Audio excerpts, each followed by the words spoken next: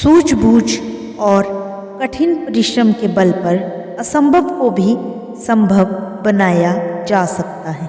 नमस्कार दोस्तों, स्वागत है आपका हमारे चैनल धर्मों रक्षिता रक्षिते में। एक गांव में कुलदीप और मनदीप दो चचेरे भाई रहा करते थे। चचेरे होकर भी उन दोनों में सगे भाइयों जैसा प्यार था। हालांकि कुलदीप मनदीप से उम्र में काफ़ी बड़ा था। जहां कुलदीप खेतीबाड़ी का काम संभालता, वहीं मनदीप अभी लड़कपन में ही लगा था। एक बार जब दोनों भाई शिवरात्रि के मेले में घूम रहे थे, तभी उनकी नज़र पड़ोस गांव की मुखिया की बेटी पर गई। उन दोनों ने मन ही मन उसे अपना जीवन साथी बनाने की ठान ली। जब ये बात मुखिया की बेटी को पता चली तो उसने उन दोनों के सामने एक शर्त रखी। शर्त ये थी कि उन दोनों भाइयों में से जो सबसे पहले उसके लिए महलों जैसा सुंदर घर बनाकर देगा, वो उसी से विवाह करेगी। दोनों भाई उसकी शर्त को स्वीकार करके घर वापस आते हैं। घर आने पर कुलदीप ने मनदीप से कहा, देखो भाई, हम दोनों के सपने एक हैं। ऐसे में ये ज़रूरी है कि हम दोनों को अपने अपने सपने साकार करने का समान मौका मिले। इसीलिए मैं चाहता हूँ कि खेत का आधा आधा बंटवारा कर लिया जाए, ताकि मैं अपने और तुम्हारे खेत में जी जान लगाकर मेहनत कर सको। आगे जिसके मेहनत रंग लाएगी, उसके सपने सच हो जाएंगे। मनदीप ने कुलदीप की बातों को स्वीकार कर लिया। अगले दिन कुलदीप ने आधा खेत अपने हिस्से में रखकर बाकी बचा हुआ आधा खेत अपने भाई मनदीप को दे दिया। अब जहाँ एक और कुलदीप अपने खेत की बुआई में लगा था, वहीं दूसरी ओर मनदीप भी अपना लड़कपन छोड़ खेतीबाड़ी के काम में जुट गया।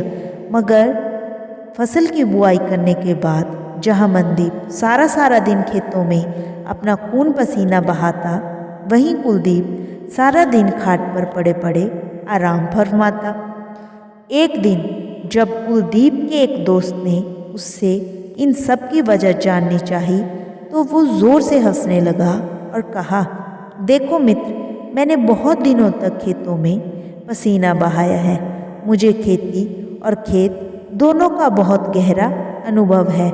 मैंने मनदीप को जो खेत दिए हैं, वो बहुत कम उपजाऊ हैं। तुम उसे बंजर मान सकते हो। उन खेतों में मनदीप चाहे लाख पसीना बहा ले, परंतु उसमें जो फसल पैदा होगी, उससे वो महल तो दूर एक झोंपड़ा भी ठीक से नहीं बना पाएगा।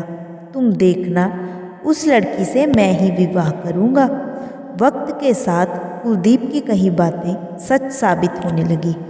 जी तोड़ मेहनत करने वाले मनदीप के खेतों में जहाँ थोड़ी बहुत फसल दिखाई दे रही थी, वहीं कुलदीप के खेत फसलों से लहरा रहे थे। परंतु मनदीप भी हार मानने वालों से नहीं था। उसने भी सफलता हासिल करने के लिए एक दिन एक रात कर दिया था। कुछ ही महीनों में दोनों की फसलें तैयार हुई। अब समय था उन फसलों का उचित मूल्य हासिल कर घर का निर्माण करवाने का।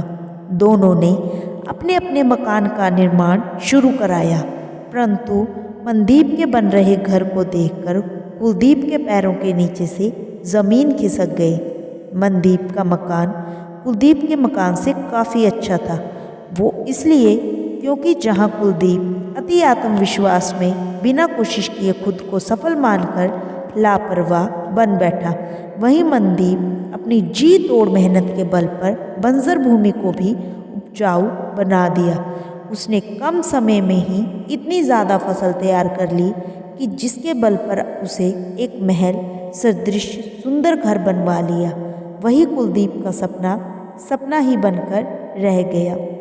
इस प्रकार मनदीप उस लड़की को अपनी जीवन संगनी बनाने में सफल रहा। दोस्तों, आपने सुना इस कहानी में कि किस तरह कुलदीप ने अपने अनुभव का नाजायज़ फ़ायदा उठाया, परंतु फिर भी उसका अति आत्मविश्वास उस पर भारी पड़ा।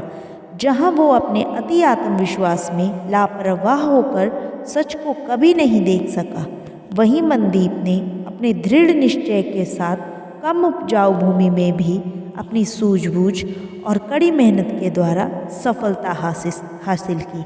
दोस्तों, इस कहानी से हमें यही शिक्षा मिलती है कि अति आत्मविश्वास में हम इतने लापरवाह हो जाते हैं कि हमें यथार्थ दिखाई ही नहीं देता और जिसका परिणाम दुखद ही होता है। किसी पर भी आवश्यकता से अधिक भरोसा नहीं करना चाहिए। दोस्तों, अगर आपको हमारी ये कहानी पसंद आई हो तो हमारे वीडियो को लाइक करें और हमारे चैनल को ज़रूर सब्सक्राइब करें। राधे राधे।